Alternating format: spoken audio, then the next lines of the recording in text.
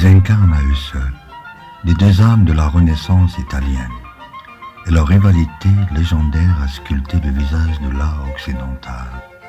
Sous la lumière de Rome, deux trajectoires extraordinaires se sont croisées, portées par un génie égal, mais exprimées dans des langages opposés. Michelangelo, Buonarroti, 1475-1564. Le Télébile, sculpteur dans l'âme, architecte, peintre et poète à contre-cœur. Michelangelo est un homme de marbre et de tourments, mais près de Florence, il forge son art dans la solitude et l'obsession. Son parcours est une lutte permanente contre la matière qu'il arrache au bloc avec une puissance titanesque. David, 1501-1504, contre son propre corps, qu'il martyrise sur les échafaudages de la chapelle Sixtine. Contre les papes, les mécènes et les limites du possible, son art est une ascension douloureuse vers le divin, peuplé de héros bibliques aux muscles séants et au regard foudroyé. Il crée un monde où la beauté naît de la tension, où la grâce est conquise par la souffrance. Solitaire, ombrageux, méfiant, il voit en chaque rival un ennemi, en chaque complément un piège.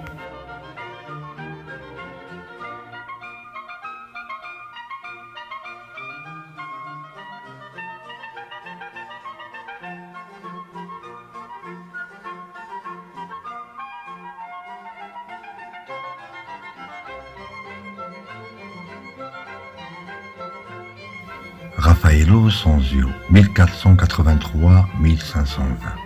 Le divin, peintre de la grâce et de l'harmonie universelle, enfant prodige d'Urbino, Raphaël assimile avec une facilité déconcertante les leçons de ses maîtres et de ses aînés. Son parcours est une ascension fulgurante. À Florence, il révolutionne le portrait et le thème de la Madone, insufflant de la spiritualité, une humanité tendre, appelée à Rome par le pape Jules II. Il conquiert la ville éternelle, avec les fresques des stances du Vatican, dont la célébrissime école d'Athènes. Son art est synthèse, équilibre, clarté. Il dirige le plus grand atelier de son temps, avec une efficacité de manager moderne, tout en gardant une élégance et un charme qui lui valent l'affection des cours ponticales. Sa beauté est sereine, accessible, une réconciliation entre l'idéal antique et l'esprit chrétien.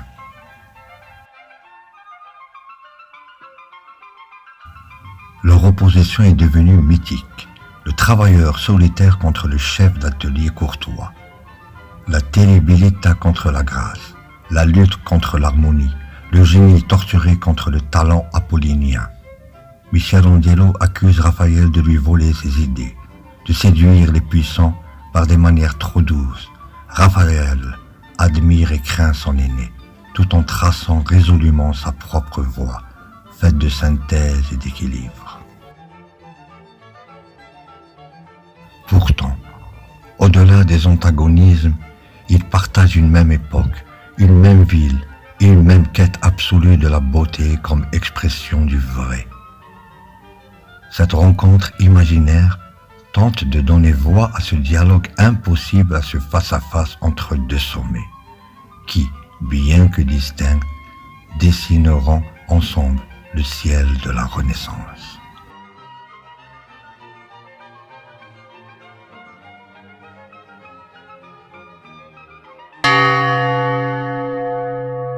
Mesdames, Messieurs, j'ai l'immense privilège de m'entretenir avec deux géants de la Renaissance, Michelangelo et Raffaello. Messieurs, merci d'avoir accepté ce dialogue. Commençons par le sujet qui fascine Rome, la décoration des stances du Vatican. Maître Raphaël, vos fresques de l'école d'Athènes... Une tentative d'harmonie, monsieur. J'ai souhaité rassembler les esprits les plus brillants de l'Antiquité sous une voûte unique. Platon, Aristote, chacun avec sa vision, mais coexistant dans la même recherche du vrai. L'harmonie, une belle façade.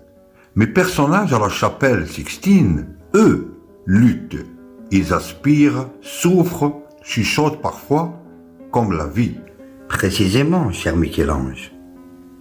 Vos figures sont d'une puissance inégalée. J'ai d'ailleurs inclus votre portrait dans mon école d'Athènes, sous les traits d'Héraclite, le philosophe sombre et solitaire. Je l'ai vu, assis à l'écart, boudeur.